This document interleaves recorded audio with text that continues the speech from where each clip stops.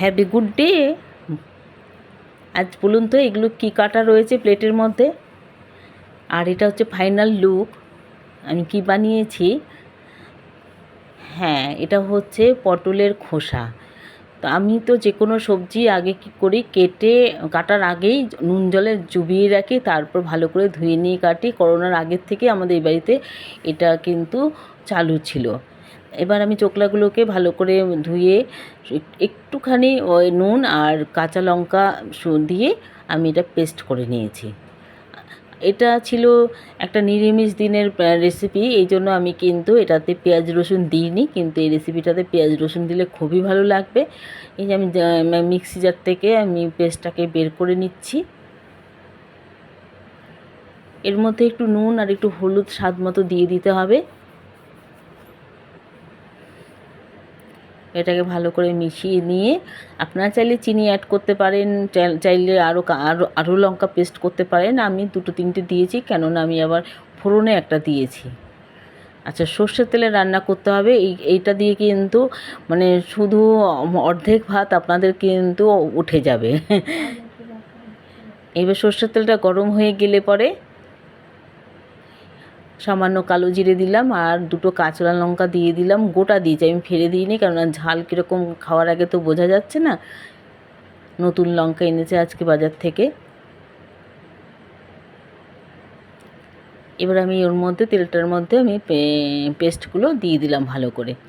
এবার আমি একটু বাড়িয়ে রেখেই করব, কেননা এই মুহূর্তে আমি একটু বাড়িয়েই রাখবো, কারণ এটাকে সমানে নাড়বো। এটা কিন্তু না নাড়লে কিন্তু হবে না। আর তাহলে কি ভালো করে মিশেও যেমন যাবে, আবার তেলটাও তাড়াতাড়ি করে ছেড়ে আসবে, জলটা শুষে যাবে তাপে। এতটা দেখলে মনে হবে কি নামাবার সময় দেখা যাবে অল্প একটু হয়েছে।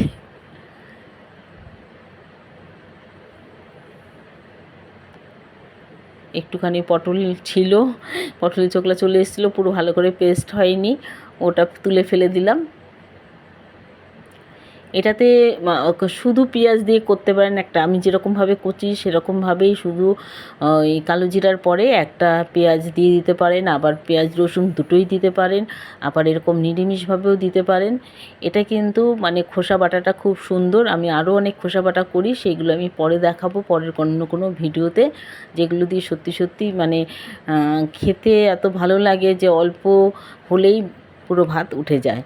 সঙ্গে থাকবেন। যারা সাবস্ক্রাইব এখনও পর্যন্ত করেননি তারা সাবস্ক্রাইব করবেন, পারলে ভিডিওটা শেয়ার করবেন, আর লাইক কমেন্ট অবশ্যই করবেন। আর কি দেখতে চান আমি একটু নুনটা দেখে নিলাম, তার কারণ হচ্ছে নুনটা কম হলে তো ভালো লাগবে না।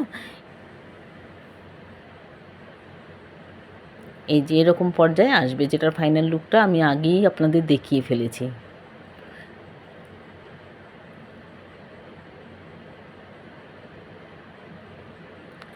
সারাদিনের শুভেচ্ছা রইল ভালো থাকার, আর সেই সঙ্গে রইল আমার নতুন নতুন ভিউয়ার্স এবং প্রত্যেকটা ফ্রেন্ডদের জন্য অনেক ধন্যবাদ। তারা আমাকে এই সহ্য করছে, দেখছে। টাটা। আবার অন্য একটা ভিডিও নিয়ে নিশ্চয়ই আসবো।